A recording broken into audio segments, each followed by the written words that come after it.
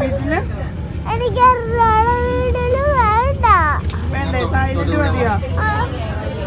Thailand പോവാം.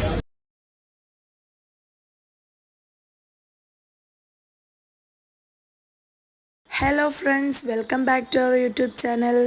ഇന്നത്തെ video തായ്ലൻഡിലെ ലാസ്റ്റ് ലോങ് വീഡിയോ ആണ്. സഫാരി വേൾഡിലെ കാഴ്ചകളൊക്കെ കണ്ട് ഞങ്ങൾ അവിടെ നിന്ന് ഇറങ്ങി.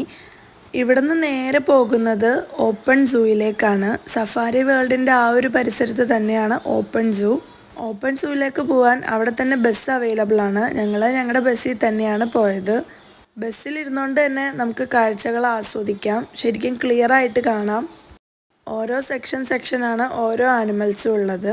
ഞങ്ങൾക്ക് എല്ലാ ആനിമൽസിനെയും കാണാൻ പറ്റി.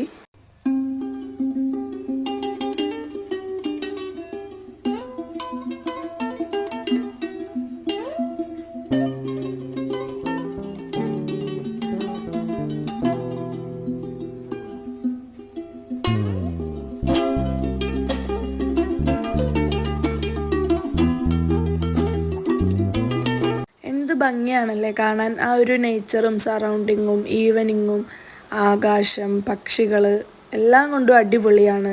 കുറച്ച് ടൈമൊന്നും പോരായിരുന്നു. അവിടെ കുറേ നേരം നമുക്ക് നിന്നങ്ങ് ആസ്വദിക്കാനാണ് തോന്നിയിരുന്നത്. സഫാരി വേൾഡിൽ നിന്ന് ഞങ്ങൾ ഇങ്ങോട്ട് വന്നൊരു ടൈമിങ് കറക്റ്റായിരുന്നു. ഈവനിങ് ടൈമിലാണ് വന്നത്. വെയിലൊക്കെ ഉള്ള ടൈമാണെങ്കിൽ ആനിമൽസ് പുറത്തിറങ്ങാൻ കുറച്ച് ബുദ്ധിമുട്ടാണ്. ഇത് വെയിലും കാര്യങ്ങളൊന്നും ഉണ്ടായിരുന്നില്ല. എല്ലാ ആനിമൽസിനെയും കാണാൻ പറ്റി.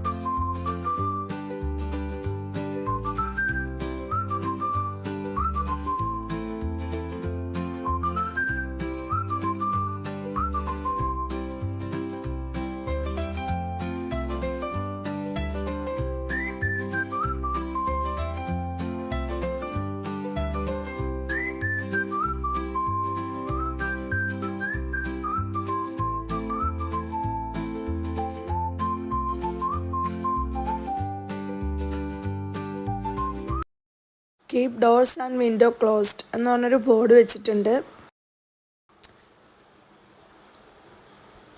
ഈ കാണുന്ന tigers 6 to 7 years age ഗ്രൂപ്പിലുള്ളതാണ്.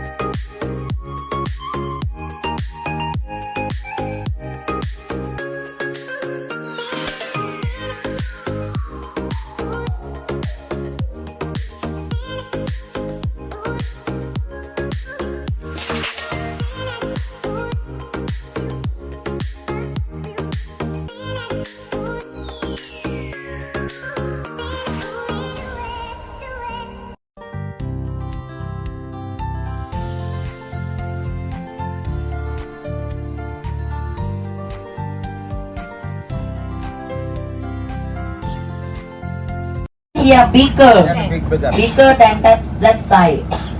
This is 8 to 10 years. 1, 2, 3, 4, 5, 6, 7, 8, 9, 10 over here also. 10 tiger. അതിനെ ഇടിക്കും.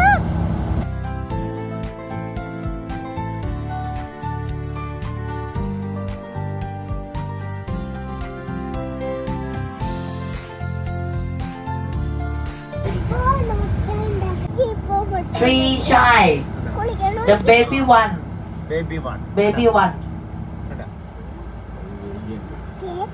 Baby ഉണ്ടല്ലോ. Baby ഉണ്ട്.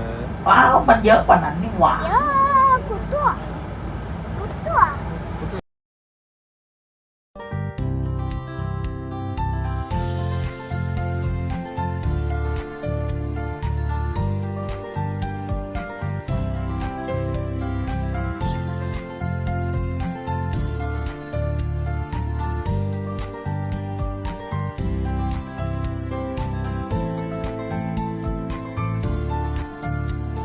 അങ്ങനെ ലാസ്റ്റ് ഡെസ്റ്റിനേഷനും കഴിഞ്ഞു. തായ്ലൻഡിനോട് ടാറ്റ ബൈ ബൈ ഒക്കെ പറഞ്ഞ് ഇനി നേരെ എയർപോർട്ടിലേക്കാണ്. പോകുന്ന വഴിക്ക് ഇടയ്ക്കൊന്ന് ചായ കുടിക്കാനൊക്കെ നിർത്തിയിട്ടുണ്ടായിരുന്നു. നല്ല ചായ ആയിരുന്നു, മസാല ചായ ആയിരുന്നു.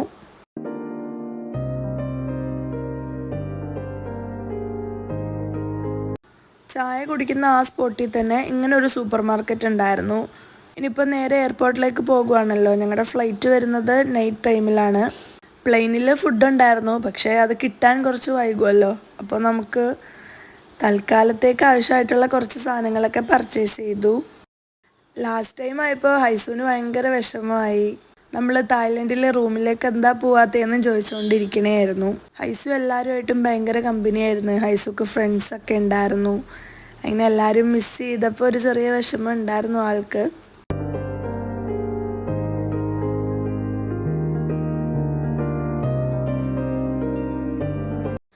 എയർപോർട്ട് എത്താറായ ടൈമിൽ ഗൈഡ് ഞങ്ങളുടെ അടുത്ത് ലാസ്റ്റ് മിനിറ്റ് പ്രിപ്പറേഷൻസ് ഒക്കെ പറയുമായിരുന്നു.